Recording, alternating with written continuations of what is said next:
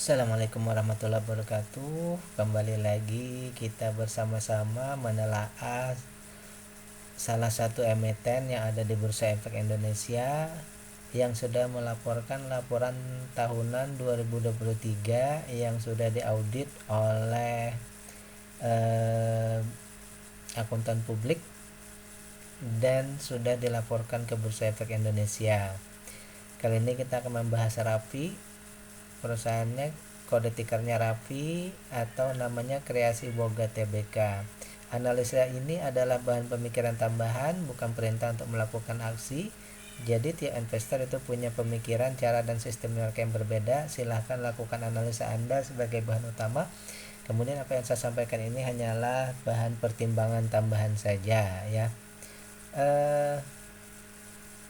Analisa kita ini berdasarkan analisa fundamental, artinya memfokuskan pada fundamental dalam artian value investing yang berfokus pada angka-angka yang ada di dalam laporan yang sudah dilaporkan kepada Bursa Efek Indonesia tadi. Baik, kita akan cek dulu seperti biasa. Sari Kreasi Boga Tbk ya, Sari Kreasi Boga Tbk. Harga sekarang ini di 50, artinya berarti harganya ini adalah harga gocap ya. Harga yang dulu, harga ini adalah batas maksimal, batas minimal sebuah saham itu bisa turun ya. Namun sekarang ada full call auction. Nah, saham ini berada di harga 50 ya. Baik, kita cek dulu apa yang ada ya. Kita cek dulu pembahasannya di sini. Tidak ada pertanyaannya ya, penjelasannya ya.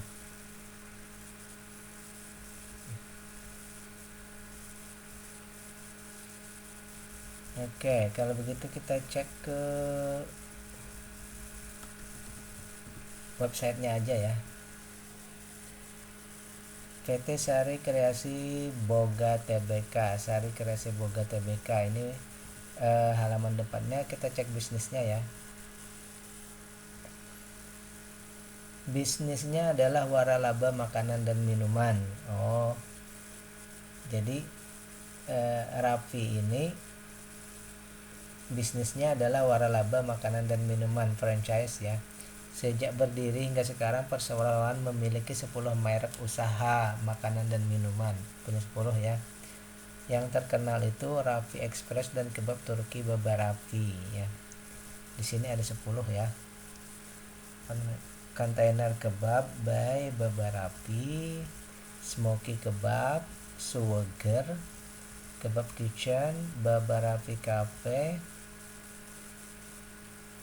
dan seterusnya ya. Nah, ini waralabanya ya, outlet dan waralabanya ya. Oke. Bidang yang pertama. Yang kedua ini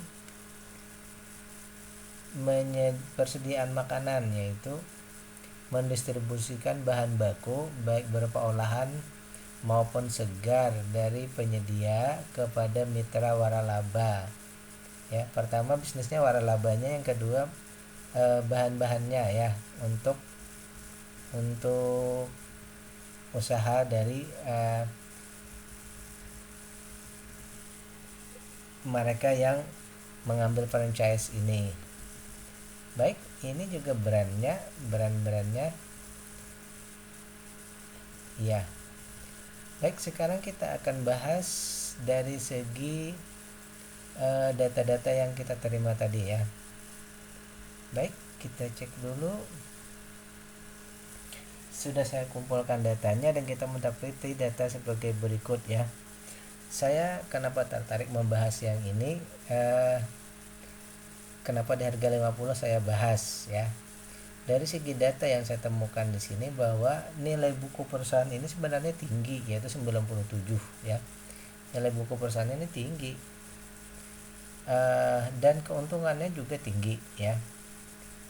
Nilai bukunya tinggi, keuntungannya juga tinggi, sehingga menghasilkan valuasi yang murah, dan perusahaan ini bisa bertumbuh.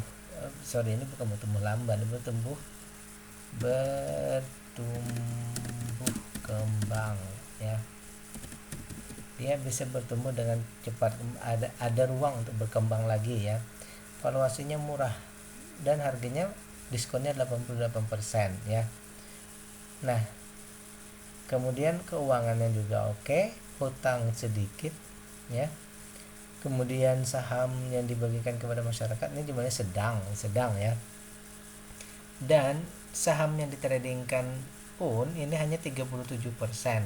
Berarti 63%-nya masih dikuasai oleh pemilik ya.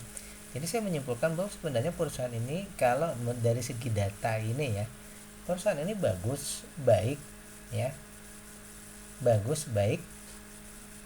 Tetapi masalahnya adalah perusahaan ini tidak membagikan dividen. Nah, satu hal yang kita patut pertimbangkan adalah apabila perusahaan ini datanya bagus tetapi tidak membagikan dividen, kita patut juga mencermati apa yang terjadi ya.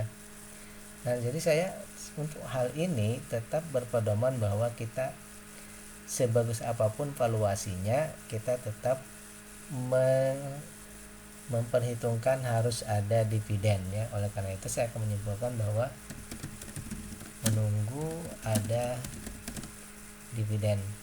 Kenapa? Karena dividen itu adalah bukti bahwa perusahaan itu untung dan keuntungannya memang ada dalam bentuk dana yang bisa dibagikan kepada investor. Ya. Nah, dari hal ini saya beranggapan bahwa perusahaan ini bagus, tata kelolanya bagus, hanya dari segi angkanya ini yang belum ada bukti ya, belum ada bukti untuk investor. Oleh karena itu mungkin juga kenapa hal ini terjadi, bahwa akhirnya dengan data yang bagus tidak bagi dividen, harga bisa turun sampai ke gocap, bisa juga seperti itu. Oleh karena itu sekali lagi saya menyimpulkan bahwa dividen itu penting dan sangat penting bagi investor ya, untuk meyakinkan investor bahwa laporan perusahaan itu memang benar dan dibuktikan dengan adanya dividen ya. Sampai di sini pembahasan kita. Jadi apa yang harus kita lakukan? Kita mesti menunggu ya, kita mesti menunggu RUPS nanti. Kalau memang kita mau menjadikan ini sebagai watchlist kita tunggu di RUPS. Bila mereka ada memberikan istilahnya dividen dan sesuai dengan kriteria kita, maka baru kita masuk ke saham ini. Tetapi kita perlu, langkah berikutnya adalah mengecek GCG. Kita cek juga apakah perusahaan ini punya masalah misalnya terhadap rekanan ataupun yang lainnya, apakah ada masalah perdata ataupun masalah pidana. Kalau tidak ada, maka berarti kita tinggal menunggu RUPS. Kalau ada, maka sebaiknya kita stop saja ya. Baik, perusahaan ini memang berada di gocap, tetapi uniknya book value-nya tinggi, kemudian keuntungannya juga tinggi ya. Oleh karena itu kenapa kita membahas saham ini. Tetapi satu hal tadi, bahwa dividennya yang perlu kita cek lebih lanjut ya. Oke, demikian pembahasan kita. Billahi taufiq wal hidayah. Assalamualaikum warahmatullahi wabarakatuh.